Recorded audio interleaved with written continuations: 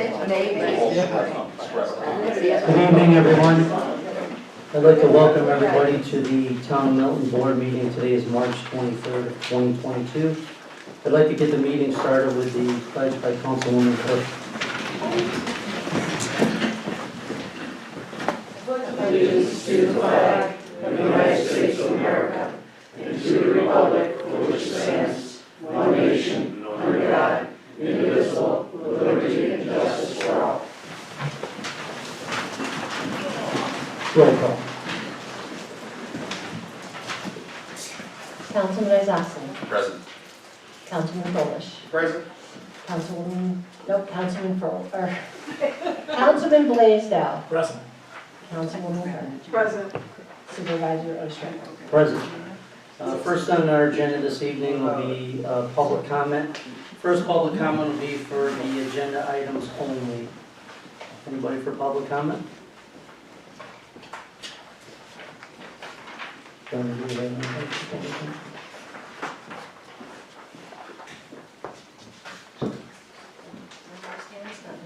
one for public comment? Okay, so the next will be a motion to accept the minutes from the February 23rd, 2022 meeting. I'll make that motion. I'll second it. Any discussion?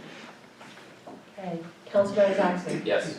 Councilman Polish. Yes. Councilwoman Kern. Yes. Councilman Blaisdell. Yes. Supervisor Ostrander. Yes. Next, presentation by Brian Stanley from the New York Renewable Energy Engineering and Recycling LLC.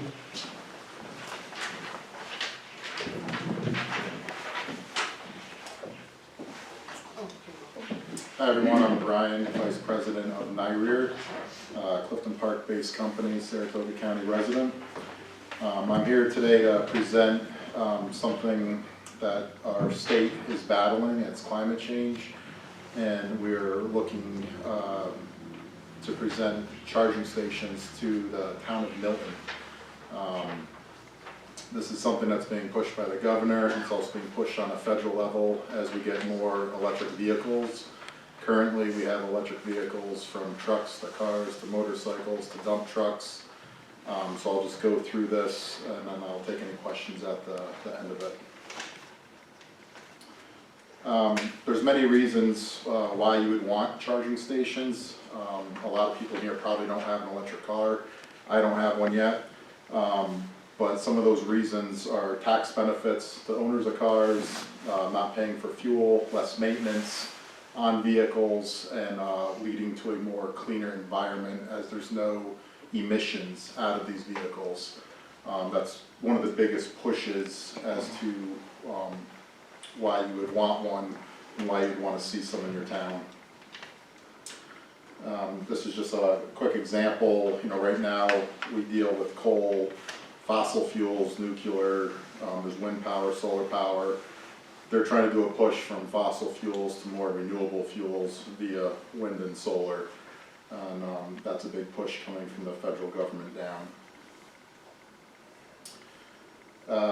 Upfront cost is always a big thing for people, whether you're a municipality or you're a private business. One of the great things about car chargers is with all the grants that are out there and the infrastructure help from the utilities, you can get these things for zero cost for municipalities and for businesses. That's very important because it's worth taking advantage of when you can get that stuff. Basically, as a taxpayer, you can get those benefits of being a taxpayer before it's forced upon you, and then the government gets rid of grants and starts changing their criteria to start forcing people to do things. Once that comes into play, municipalities, they're going to have to set a budget up to install these and pay for these, and that becomes a different story. And it's kind of like all the other taxes that go up in the state.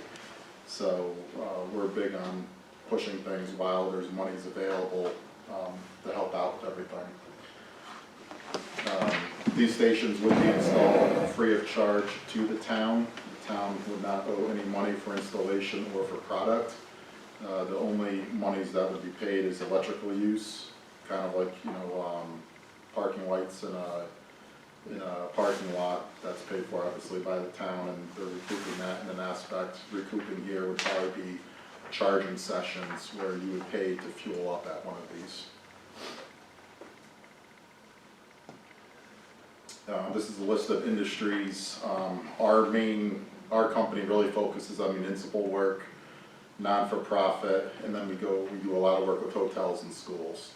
So this is just, and apartment buildings are starting to lean this way too, because it attracts people to the apartments. But as you can see, it really fits every single industry, regardless of what type of business or entity you truly are. This is kind of how we go through things. So we come out, we do site assessments, we see what power upgrades are necessary. We talk with the municipality as to where things want to go, where they should go, and we come up with a plan how to do that. We go through permitting and design, and then we start deployment of stations. And then, we do trainings after everything's fully installed. There's many different types of vehicles that you may have heard of. There's plug-in hybrids, there's straight EV cars, which are 100% electrical. If you see a Tesla driving around, it's 100% electric. So if it runs out of juice, they gotta rejuice it up with electricity. If you see a plug-in hybrid, it can be in plug-in mode. So if you're just like idling at a stoplight or sitting in traffic, it's gonna run off the battery, and then your gas or diesel engine that's in that vehicle turns off. If that gets low, it can recharge up like a normal hybrid. Or if you want a quick charge, you would come to a charging port, like at a Price Chopper, for instance, or the town of Milton, and you would plug in, and that would fuel you up a lot quicker.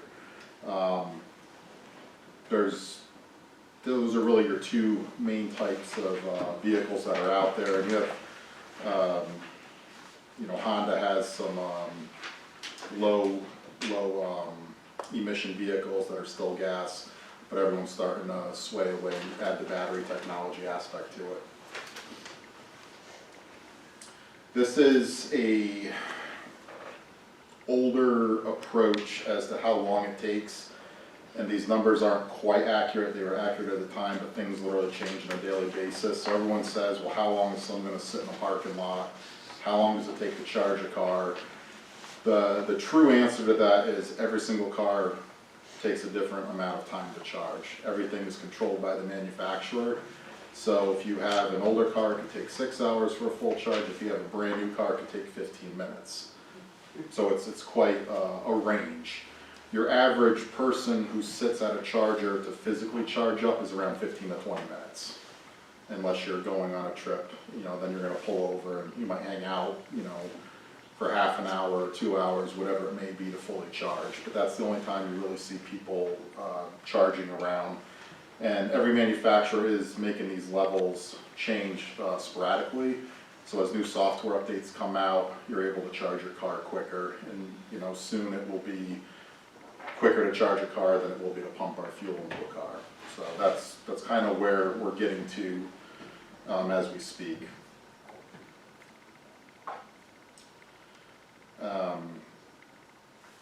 Public chargers, so there is no sound to these. They don't make any sounds. They have little screens that kind of tell the rules of it, how long you can charge for. Is there a cost associated to it? Is there a late payment associated to it? Is it working? Is it not working? That's all displayed on the screen. Anyone who has an EV car would be familiar because you use your app on your phone to activate your charging sessions. So that's kind of how it works. From a fleet aspect, you could have cars within the town that no longer rely on fuel and could simply park in the town parking lot at night, be plugging in, so when workers come in the next day, they would be able to unplug and go out throughout their day. So it could lower actual costs, from a tax standpoint, if you were to do fleet type stuff. Everyone has, every manufacturer goes off an app.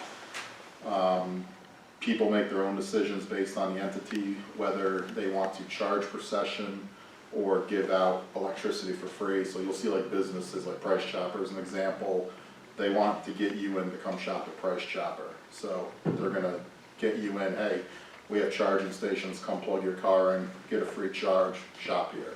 So everyone chooses their own way. A lot of municipalities charge for that, as do some businesses, but it comes down to the business or the municipality's decision which way they're gonna go on that.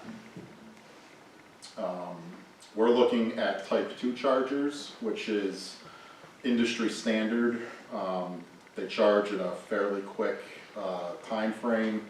The picture you see on here is a level 3 charger, which costs a lot of money, costs a lot in infrastructure, and there's maintenance aspects to those. You'll typically see something like that maybe alongside a highway. Every once in a while you might see one out of business, but chances are you're only going to see these, you know, like at a throughway or along a highway corridor. Totally different requirements for those, but that's what one of those looks like. These are your 3 types of ports. So a big question is, you know, a lot of people have seen Tesla cars driving around. You might see Tesla stations at a place like a mall, like Colony Center, Crossgates, at the new Stewart's over 13 North. They're great and all, but a Tesla electric car charger can only charge Tesla cars. So we carry the CHAdeMO and the SAE combos. So everyone else in the world uses the 2 chargers on the left of the screen. That's industry standard. A Tesla can still come and charge at one of these because they come with an adapter, but nobody can charge at a Tesla station unless you have a Tesla. So when we come out and talk with people, some people are really affixed to Teslas. You know, they're great cars, they're different, but you're really limiting who your base is that can physically charge for them because they have to have a Tesla. So we typically try to steer people away from that because it's kind of pointless when you're only accepting one vehicle.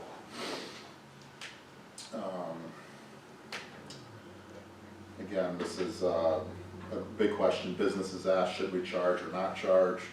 That's a personal decision. Obviously, I would think a town would charge because it's, you know, the town's not going to pay for people to pay for their fuel. That'd be crazy, right? I mean, maybe it would be nice, but, you know, I think it's crazy. But this is a question a lot of business people ask. There's a list of clients we've done, so we do a lot of people, and I can't fit everything on a screen, obviously, for that. But I don't know if anyone has any questions, concerns, comments. I have a question. Sure. You said that it wouldn't cost anything to the municipalities to bring it in. And you also mentioned the site assessment. If we did have to upgrade for a certain area in electrical, is that something that you guys would absorb? That's something we absorb. So right now there's currently joint utilities funding through every utility via the PSC commissioners put aside X amount of dollars. I don't know what that amount is off the top of my head, but it was a very big pool of money. So National Grid has to put in X amount, NICE I guess to put in X amount. So when it comes to doing an upgrade, you know, if I have a parking lot and there's no electricity there, well, someone's got to pay for it. It's not just going to appear magically. So that's when we're going to come in and we're going to do all the engineering, the design. We're going to say we need to go from point A to point B, either through an overhead telephone pole or boring under, cutting through, you know, sidewalks or pavement. And the utility's actually going to reimburse us as a company for that. So it's not, there's nothing directly coming out of the town's pocket.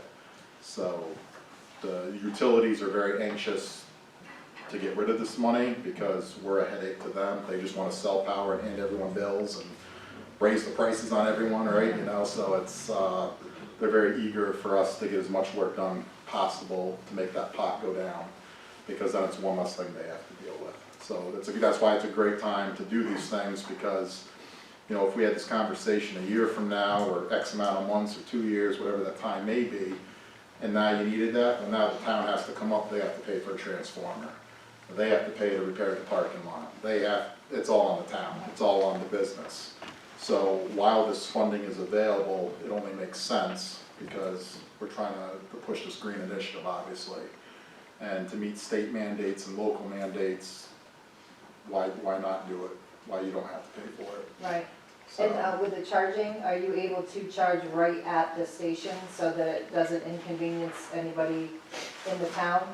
So if I want to charge my car, I go to the station, I debit, credit, whatever. Yeah, so I it's, will do that right there? yeah, so everything is physically done. It's a relationship between you and your cell phone.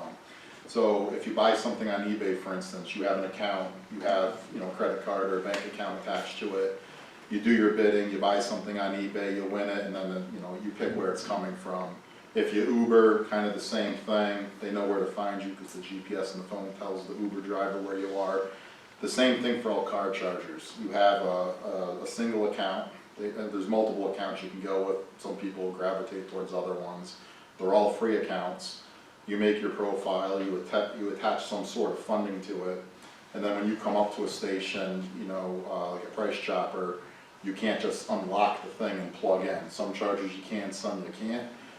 But for any charger to physically work, you would whip out your phone, and you either do it on the phone, or sometimes you have to take a picture of a QR code, depending on the manufacturer of the charger, and you're gonna say, oh, I'm here, and then you're gonna kind of hold your phone in front, and it's gonna say, okay, start charging.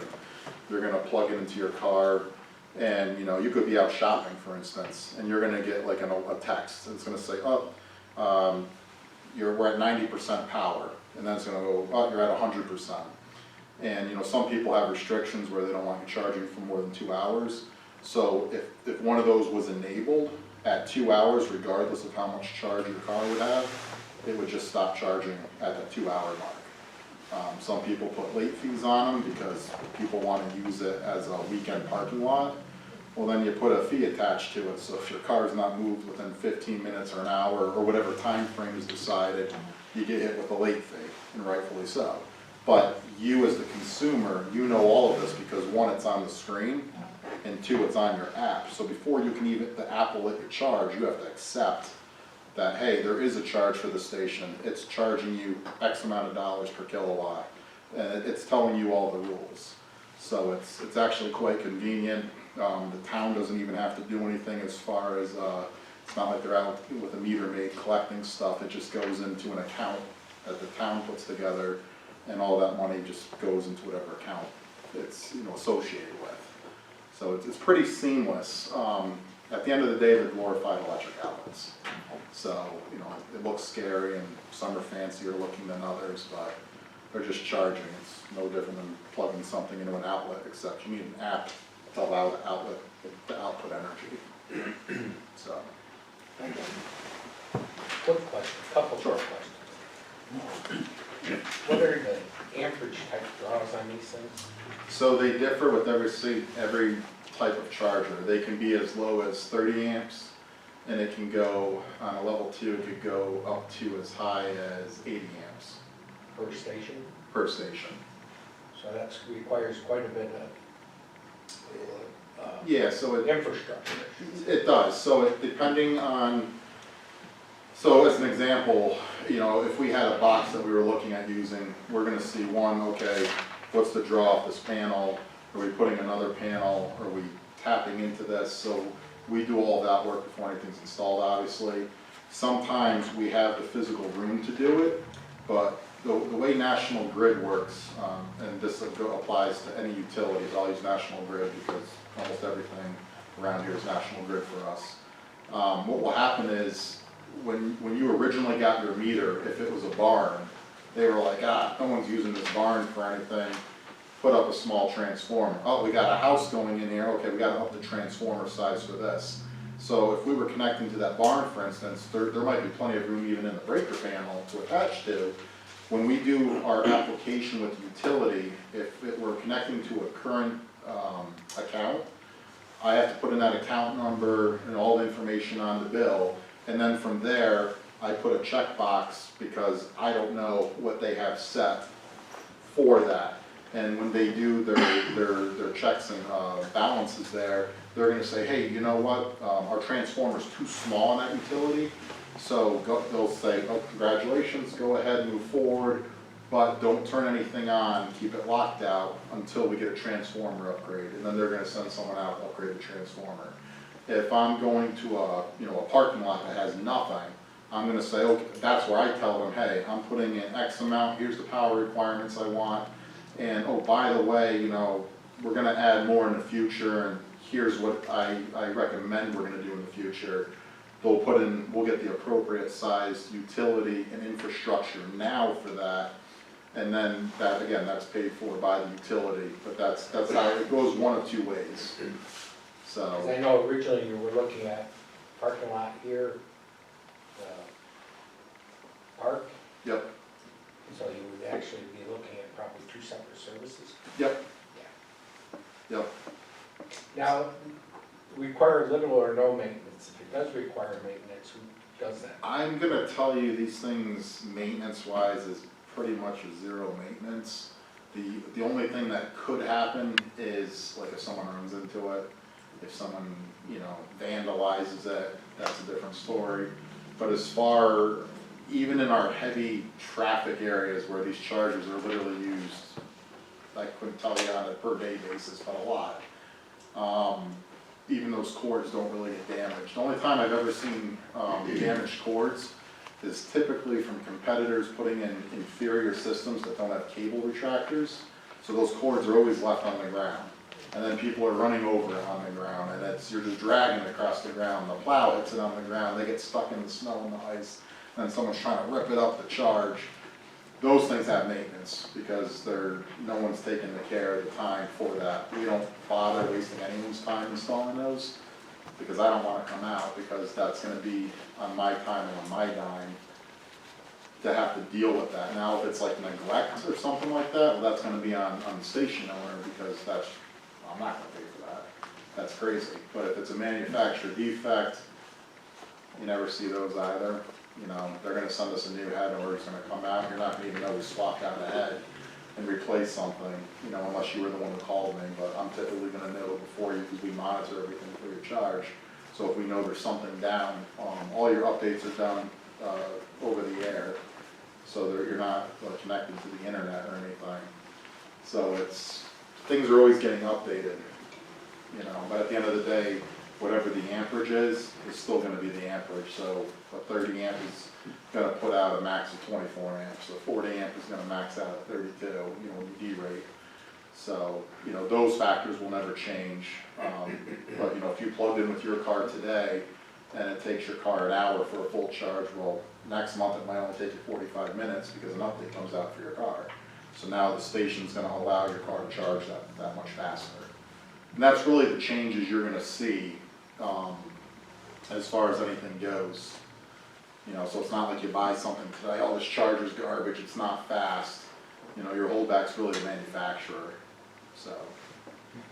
So only if they were damaged by accident or vandalism, that still would be our responsibility. Correct. It'd be no different than me going out there with a hacksaw and stealing your playground.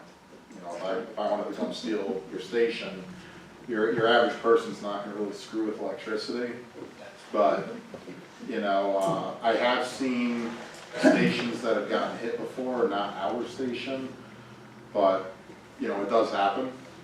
If it's a high traffic area, you probably want up on a curb, or want maybe a bollard in front. So, that is something we offer, and half of our clients want it, and the other half are like, no, we don't care, don't bother. So it's kind of becomes an individual decision, but that's really the only way you could truly damage, in my mind. So. Ryan, is there any other municipality in the county that has these? Yes, so the city of Troy, the town of Glenville, the town or village of Scotia. That's Schenectady County. For Saratoga County. I've been working on Half Moon and Clifton Park for a while, but we haven't moved forward with them yet. So I think you would be the first town within the county, I believe.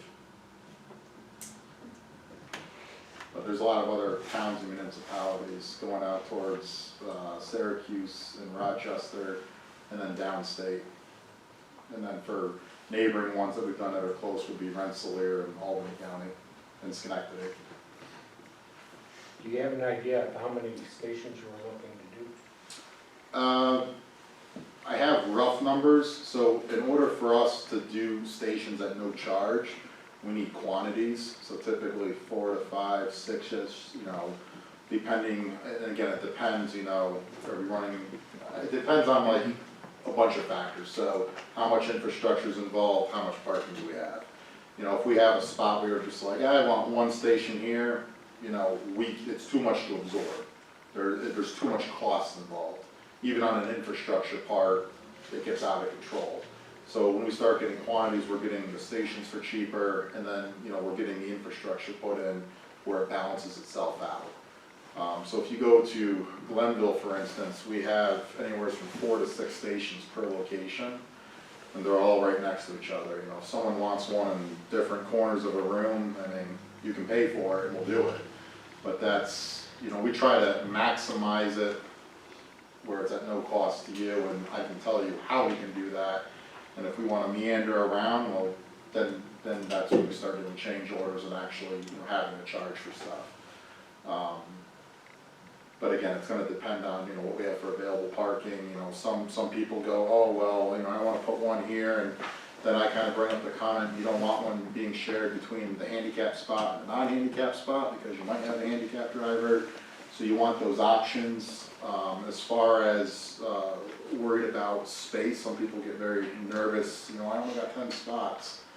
Well, anybody can park in these things, you know, unless you're the parking police and you want to be ticketing, but there is no state or federal law that says you cannot park in front. It's not like you can't park in a handicap spot. So, you know, you kind of get down to, you know, dealing with that if it becomes an issue, I guess. But a lot of people, as I say, you don't want to underdo it at the same time either, because as state mandates come out, you know, if you have a parking spot that has 50 or more spots as an example, the state's going to require you to have X amount per that. So if you put in one today, well, a year from now, you might be told, hey, you got to put in 10 more.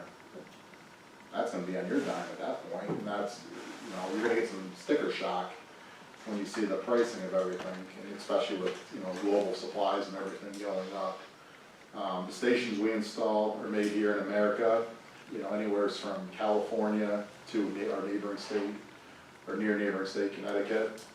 I'm sure there's, you know, Chinese chips or foreign chips in it like anything else, but your actual stations, I mean, we are supporting America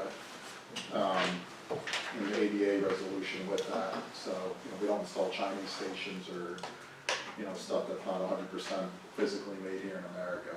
So that's one of our positive points with our company, and we're like that with everything. So it's, you know, we're going to put it here and we're going to build it here. That's our motto. So, you know, kind of keep everything local. So not only town hall, the parks, we're also looking at the community center too, putting some over there, so. Brian, I think we're all set. If you want to tear it down, I'll give you a few minutes. Sure. Thank you, everyone, for your time. Thank you. Thank you.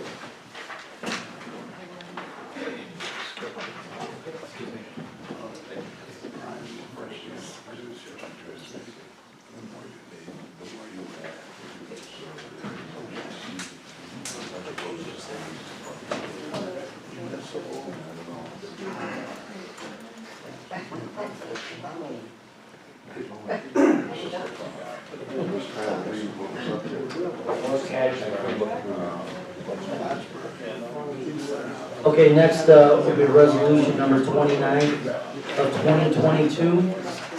Resolution to enter into a lease contract for charging stations for electrical vehicles to be located on town property. Now therefore be it resolved, the town board does hereby authorize, agree, consent to, and ratify allowing the town supervisor to enter into a lease contract with New York Renewable Energy Engineering and Recycling Group of number 2 Progress Drive 4891 Clifton Park, New York 12065 in the form of attached hereto for the construction and placement of up to 25 EV charging stations to be placed as agreed to between the supervisor and Nair, and further hereby authorize the town supervisor to sign and enter into said lease contract, execute all needed and necessary documents to pay all amounts required thereunder, if any, in furtherance of such. Motion for resolution number 29. I'll make that motion. I'll second. Any discussion? Yeah, I'd like to say something. First, I'd like to thank John Olenek, who brought this to us originally. I think it's a great idea. He's been kind of going around looking for improvements we can do here in the town. The other thing is, I think it's great that Milton is finally #1 in the county. Yeah, John, I also would like to thank you. You put in a lot of hard work, and I know you've been doing it all on your own and on your own time. I just want to say thank you because you brought this forward to the town. Thank you, sir. All right. Councilman Isakson. Yes. Councilman Froelich. Yes. Councilwoman Kerr. Yes, Councilman Blaisdell. Yes. Supervisor Ostrander. Yes. Next, resolution number 30 of 2022, resolution to hire and appoint MJ Engineering and Lynn Surveying PC for professional services regarding the relocation and design and construction of the town highway garage complex fuel island. Resolved that the town board authorizes the town supervisor to sign and enter into said contract, execute all needed and necessary documents, and pay all amounts required thereunder and therein of such. Motion for resolution number 30. I'll make that motion, Mr. Supervisor. I'll second. Any discussion? Just as an informational thing, we've had this money sitting around for a couple of years to build and move these fuel islands, so it's a good thing we finally got it done. Councilman Isakson. Yes. Councilman Froelich. Yes. Councilwoman Kerr. yes, Councilman Blaisdell. Yes. Supervisor Ostrander. Yes.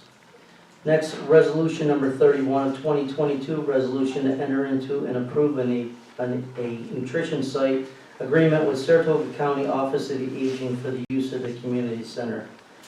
Now therefore be it resolved that the town board does hereby authorize, agree, consent to, and ratify allowing the supervisor to enter into an agreement with Saratoga County Office of the Aging with offices located at 152 West High Street, Paulson Spa, New York, 12020 for the use of the town community center located at 310 North Line Road for the purposes of serving meals to seniors, and further hereby authorize the town supervisor to sign and enter into said agreement and execute all needed and necessary documents. A copy of said agreement is attached hereto and made a part thereof. Motion for resolution number 31. I'll make that motion. Second. Any discussion? Just so everybody's aware of that program, Office of the Aging approached the town in reference to looking for a site for, they provide meals through Mazzone Hospitality to the seniors at a discounted, what was it, $2 to $6 per meal? Was it $2 for seniors? No, there's no charge. No charge for No seniors? charge at all. And outside was $2? I know there was a stipulation. They ask $2 donation, you do not have to give it, and anyone under the age of 60 can get a meal for $8. $8. And they also deliver, they've been trying to get our location for a long time because of the senior housing surrounding the community center. So if they have any people who cannot, get over to the community center, they'll deliver the meals. So it's a good program,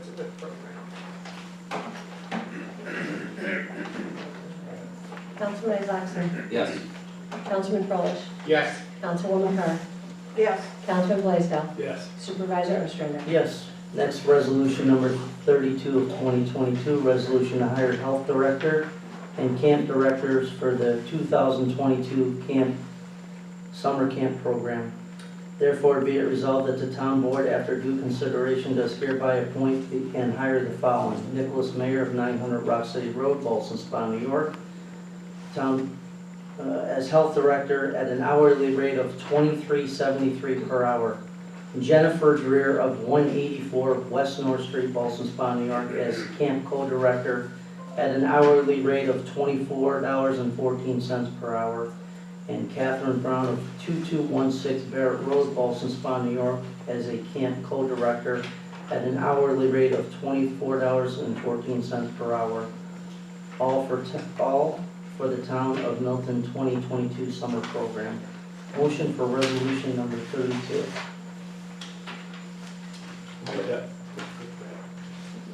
I'll make that motion. I'll second. Any discussion? Councilman Isakson? Yes. Councilman Frolich? Yes. Councilwoman Kerr? Yes. Councilman Blaisdell? Yes. Supervisor Ostrander? Yes. Next, a motion to appoint Bill Lewis, Jason Miller, Meg Soden, and John Bartow to the Route 50 Corridor Committee for the purpose of rezoning and engineering the Route 50 corridor. Make that motion. I'll second. Any discussion? Councilman Isakson? Yes. Councilman Frolich? Yes. Councilwoman Kerr? Yes. Councilman Blaisdell? Yes. Supervisor Ostrander? Yes. Next, a motion to authorize the town to prepare and advertise for audio-visual bid specifications for the town boardroom.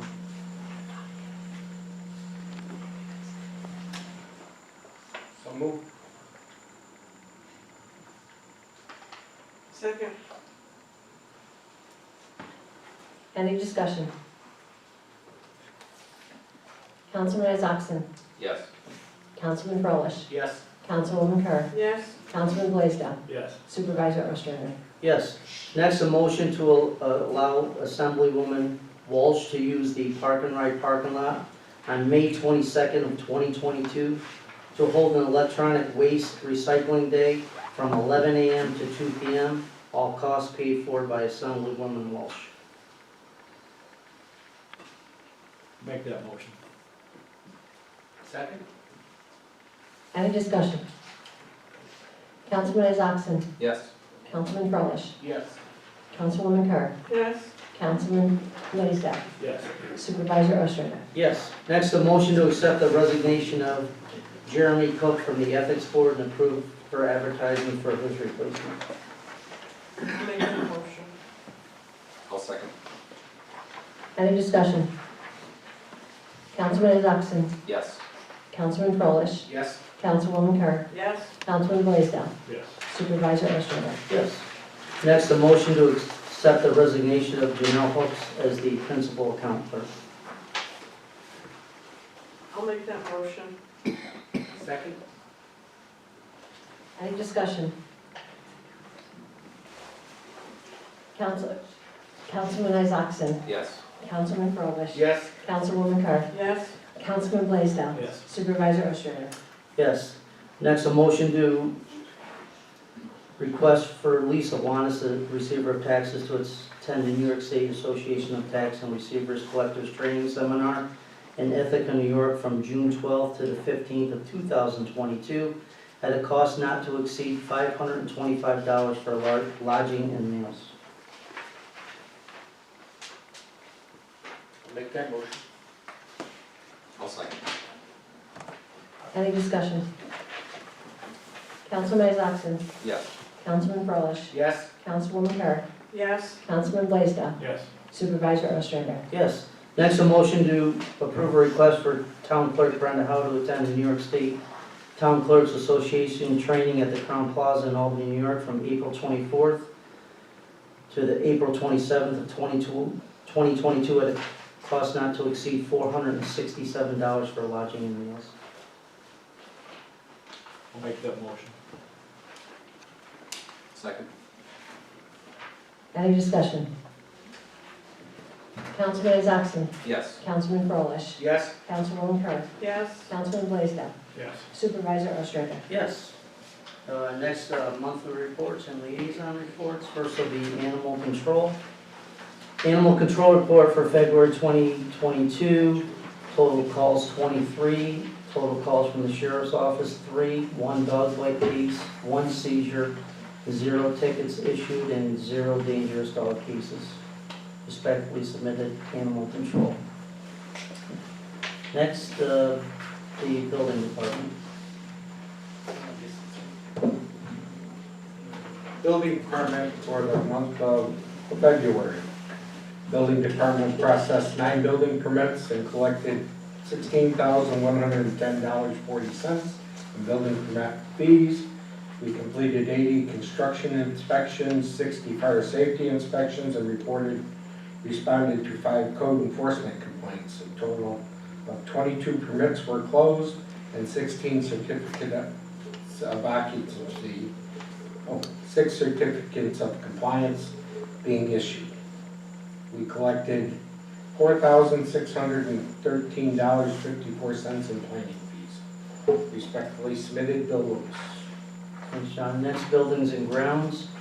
February report, snow removal on town property and parks, daily cleaning and disinfecting of the community center, court and town hall, perform maintenance on equipment, stripping and waxing of community center floors, repainting the community center main area and entranceway, and fix the blue building was damaged during a windstorm out in the parking lot.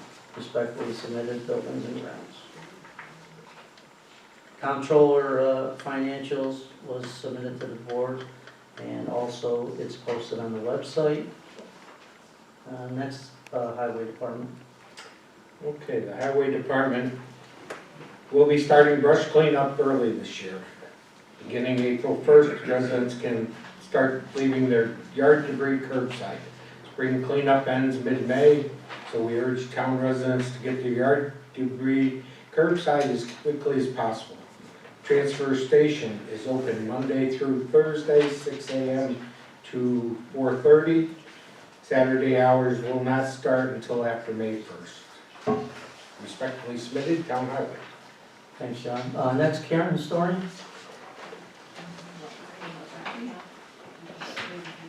Is this thing working? Yeah, pull it down and talk close. Okay. Alrighty. Historian's report. It's off, Karen. Huh? It's off. It's on red there. Oh.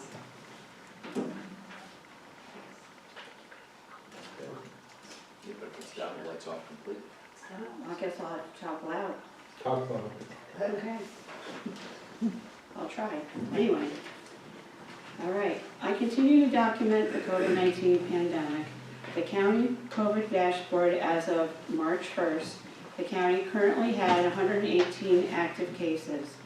The town of Milton had an increase of 117 cases over the month of February. In the village of Olson Spa, the increase was 36 cases in the whole month of February, which isn't bad, really. There are, at that time, there was currently 16 people hospitalized and 12 people had died in the month of February. The CDC community level of transmission is now listed as low, so that's very good progress for us. On February 7th, I presented a Zoom presentation for the Galway Preservation Society entitled Forgotten Crossroads, Rock City Falls. And I'm doing another one in the near future. On February 15th, 2022, I attended a webinar through the New York State Documentary Heritage Program entitled Forget the Best, Good and Better Approaches to Preservation. I think that was very good. The next Historic Structures and Places Committee will meet Thursday, March 31st, 2022 at Town Hall here at 6:30. That's next Thursday. Anyone interested in local history is welcome to attend. You can come and see what we're all about. We will talk about cemetery issues and some upcoming projects. And the February meeting was held on February 17th, where we talked about upcoming historical programs and cemetery issues and the America 250 upcoming workshop for local municipalities. The Saratoga County Roundtable has been having in-person meetings now, and that are also broadcast on Facebook Live, and they are usually well advertised in the paper and on the Brookside Facebook page. On March 24th, tomorrow, the county historian, Lauren Roberts, will be presenting a program entitled Supporting the Poor in Saratoga County. It's a history of 130 years, which started in 1827. That's when the county poorhouse started. So anyway, it'll be a very interesting program, and the event is free, but you have to go to the website to get a ticket through Brookside so that you can get in, because space is limited there. So if the website does not have any tickets left, it's going to be broadcasted on Facebook Live, so you can still see it. So from the comfort of your own home. I highly recommend seeing that program. I'm going, so I wish I could tape it. Anyway, Brookside's winter hours are Saturdays and Sundays 1 to 4. And they have that new exhibit there, the Black Experience, 1750 to 1950, which will be available through November. On March 8th, I presented the first Brookside Local History Award to our very own Jim Richmond, who was a working member of the Historic Structures and Places Committee for the town of Milton.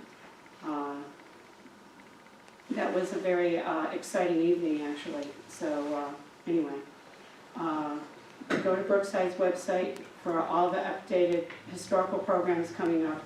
They've got something every week, if not 2 or 3 things every week. So feel free to use it. I just can't take the time to mention them all here. So anyway, respectfully submitted, Karen Stoffels.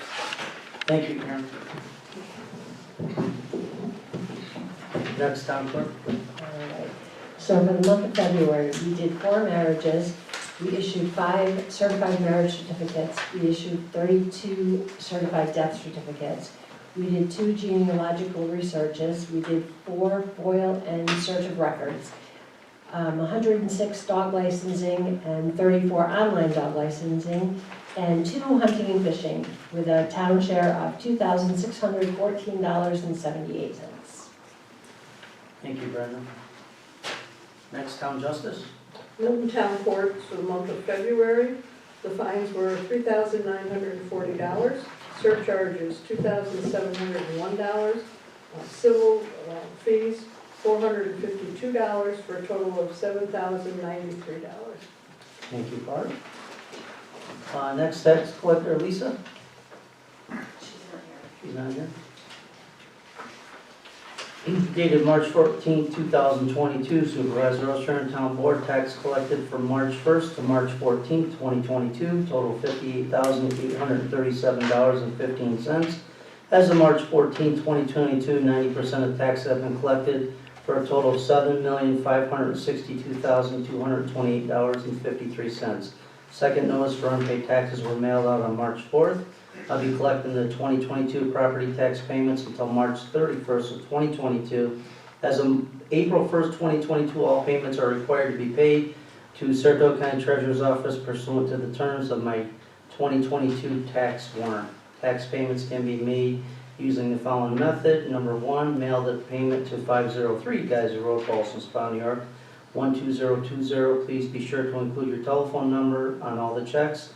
Office hours are Thursdays and Fridays from 9 a.m. to 4 p.m. If anyone needs payment Monday through Friday, suggest that they contact the office at 518-884-2765 to schedule an appointment. Also have a drop box located outside the office to the left of the window. Payments can also be made online by visiting www.egov.basny.com/Milton. Please be advised that there are additional convenience fees charged by online contractors. If you have any questions, feel free to contact me. Respectfully submitted, Lisa Lawrence.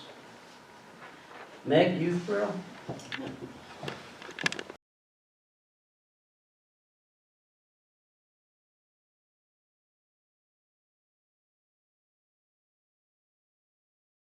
Requests for this year, with no questions from any of those attending both in person and virtually. The projected allocations were approved. The majority of funding amounts have reverted to the 2019 budgeted amount. The town of Milton will receive $3,157,000 for the summer camp program. In addition to the list this year was a lifeguard training course. Due to the Department of Health regulations, all summer camps must travel with a lifeguard when going to water areas. Due to a shortage of lifeguards, the county will be offering free sessions at Clifton Park's pool and at the Ballston Spa pool. The Ballston Spa course will be over Memorial Day weekend. The second addition to the list was community development. This program would involve both seniors and youth, with seniors acting as mentors. Becky informed us that April is National Youth Month. The Office of Aging and Youth Bureau have partnered with multiple libraries in the county to offer a reading program that features small gifts that when the youth completes the form and the necessary reading. We are informed by Jennifer McCloskey, Director of the Department of Employment and Training, that an EMS program will be starting soon. It is free of charge. Attendees must be at least 17, and is in conjunction with the program offered at Hudson Valley Community College. It's a 12-week course. Jennifer also stated that the applications for the Summer Youth Employment Program are now out to work sites. The employment program will run from June 24th to September 30th, and participants will now be paid $15 an hour to keep up with McDonald's and Burger King and stuff. The meeting was adjourned at 4:55 p.m. Respectfully submitted, Meg Stevens. Thank you, Meg. Brenda?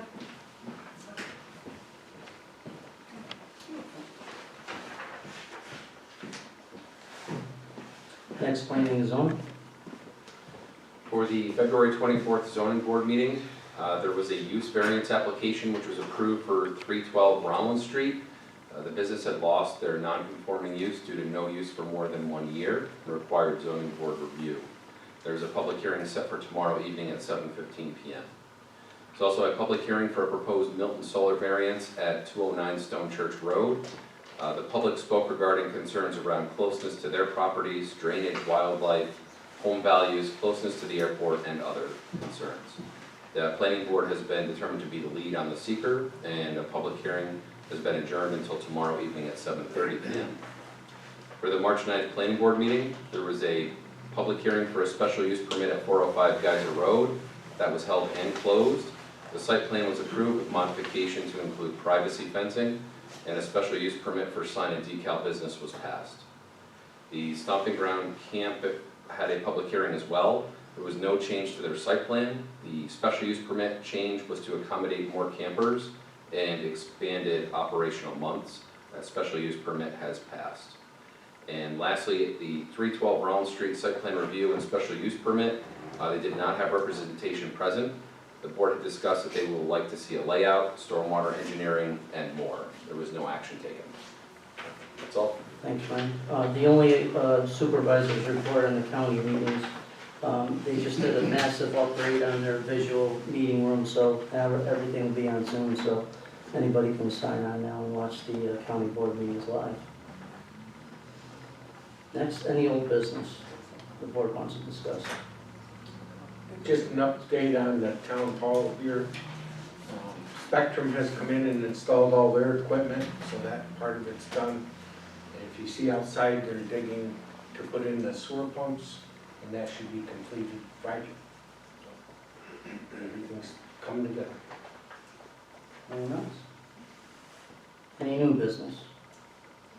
I know that the town has been getting a lot of inquiries about the parks. I spoke to Jason, and I have a meeting set up with Anthony of the Parks Department. So I think we're shooting to get the small playground open as soon as possible. I know the weather's turning and everybody wants to utilize the park, so we're gonna concentrate on getting that one open as quick as we can. And as far as the Susan Lyle Park, I know that it needs to dry out before we can allow people to get in there and start using it. So hopefully Susan Lyle will be open as early as May 1st, but I'm hoping that our small park will be open maybe within a few weeks. Anyone else new business? I have just one quick thing. I want to thank Jason and the Highway Department and the Buildings and Grounds. They got together and painted the interior of the community center, redid the floors and cleaned the drapery and rehung it. So that was a good job done by them. Next, public comment number 2 on town business only. Anybody for public comment? Sharon McCott.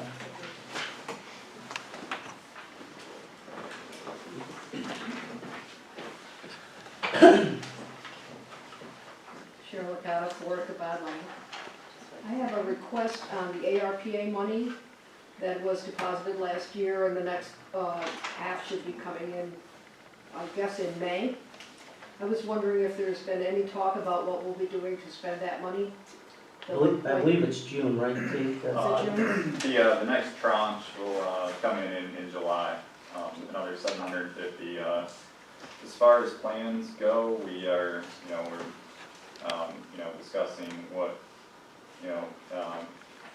we are certainly discussing, ways to utilize that funding in a manner to really give back to the tax base, and hopefully, we'll have more to report next month.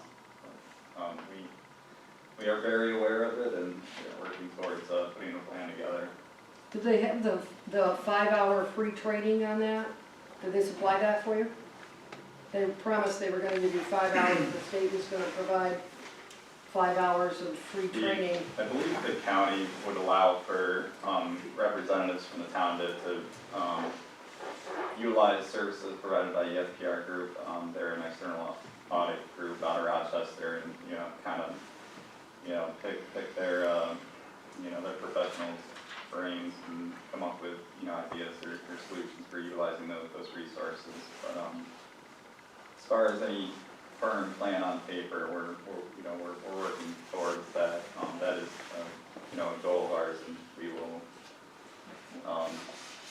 have something together in the next month or 2 months. Sharon, just, I know that Dave's speaking about my plan, and I don't know what anybody else's plan was, but Dave and I were speaking of maybe upgrading our park system here. There's a lot of improvements that we could do over here. Splash pad? Well, we're looking at maybe an engineer firm come in and give us an idea and go through the park and maybe tell them what we're looking to do, and then have them come lay it out for the town and everything, and then we'll get back to everybody once that's in place. Oh, that's wonderful. Thank you very much. You're welcome. Aren't you a little old for splash? No, I'm not, No. as it turns out. I'm with her. That was my 5-year-old great granddaughter. No. We have our people together, just like finalized. My name is Bernadette, and from 184 Finley Road. I'm here because chicken. We have 5 acres in an L shaped on Finley Road, and the neighbors next door have the 2 acres under the L. We started with 12 chickens last year, they have 24 this year. I'm not against chickens, not at all against chickens. What I'm against is that they're digging holes. My significant other's 77 years old. I mean, they're digging holes in our yard. They're digging holes under our front windows. And this afternoon, I walked out to chase them into their own yard and stepped in chicken poop. And it's all over my lawnmower. They're free range, and that's great, but is there anything I can do about chickens in my yard and digging holes or any of that? I understand we're in R2, and it's okay for them to have chickens. But how do I keep them from being a nuisance? If you want to leave your name and phone number, I'll have the animal control. I talked to them yesterday, there's Okay. nothing they can do. I talked to Bill Lewis, and he said there's nothing he can do either. Well, I think together we might be able to come up with some kind of plan for it. I mean, if we could get them to put a channel up or something, that would be great, they're still free range. But they're not encroaching, so. I can leave my name and number. Okay, All right, thank you. thank you. Meg? I have to come up there since the mic's not working? No, you're fine. Okay, We Meg can hear you. Stevens, 13 Whipple Tree Road. I want to say thank you for signing the contract for the lunches. I think there's a lot of seniors that really could use it, and with it being close by for many of them, because many of the people in those housing don't drive, and they are on limited incomes, so it will be a great benefit to them. Thank you for signing that and pushing it through. Thank you. Thank you, Meg. Anyone else, public comment? Bruce Bogosian.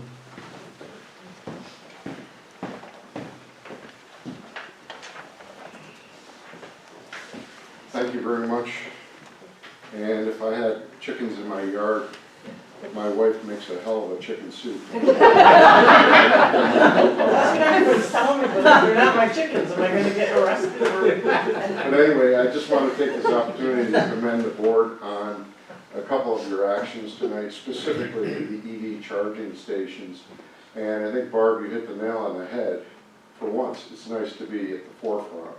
And I commend the board for taking an action that puts the town of Milton in the forefront and brings us to a position where we should be. We're the 3rd largest town in the county. We need to start acting like it. You heard the gentleman who was talking to Clifton Park and Hackman. Well, Clifton Park's the largest town, happens the second or the third. And it's really good, and you need to be commended for taking that action, because it's going to provide a convenience for the residents of this town that have electric vehicles, and it's good overall for the town and to help raise our profile. So thank you for doing that. Secondly was the electronics recycling.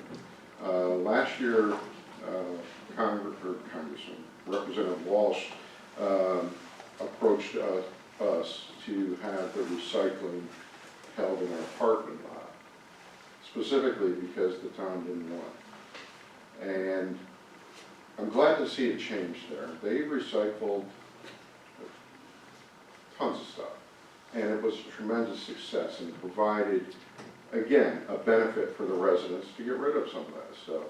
So I'm glad the town stepped up. It's a win-win. The EV charging thing is a win-win. The recycling effort is a win-win. That's what we need to be doing in this town, and I'm glad to see those things are happening, so thank you very much. Thank you. Once again, John, thank you for all the work you did on that charging station project. You may speak. You may speak.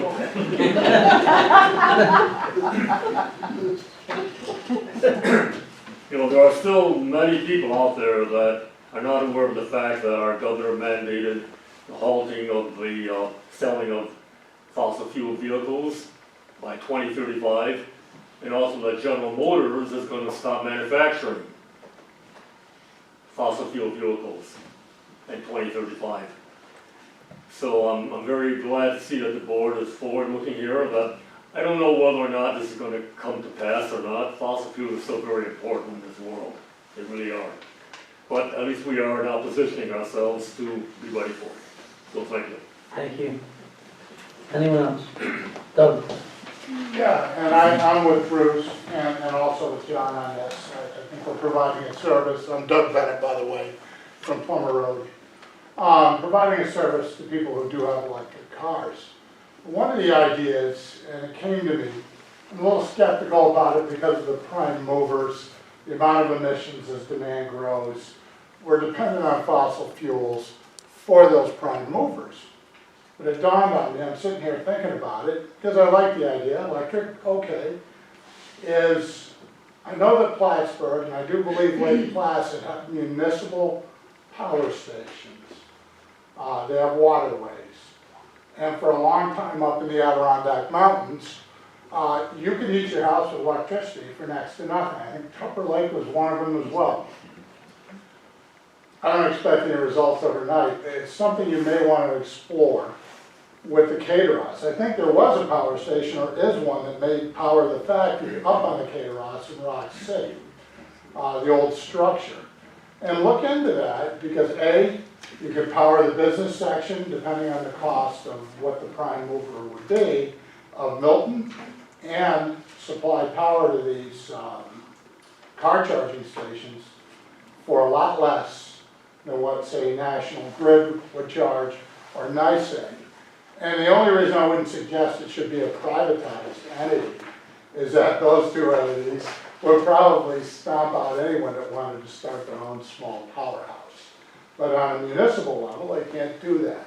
And it's been a success in Plattsburgh Municipal Lighting, and I do believe Lake Placid still does it. And it saves your constituency money, and in the end, when it's all paid for, it could be a revenue plus for the town.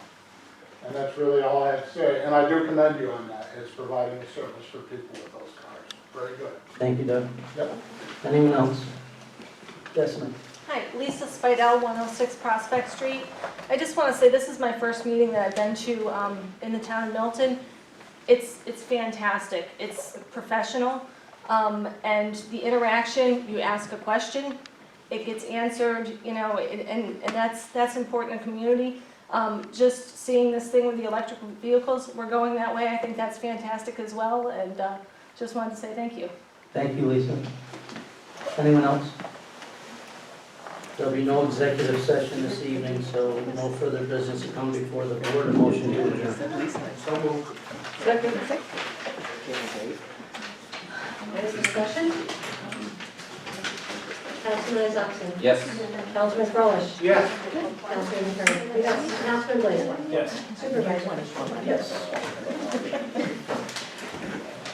Next meeting will be the fourth Wednesday in April. Just so everybody's aware, we had to change it because of the Zoom. So normally it'd be the fourth, it's 5 this month, so we had to bring it back to the fourth this month. So next month will be the fourth Wednesday of the month.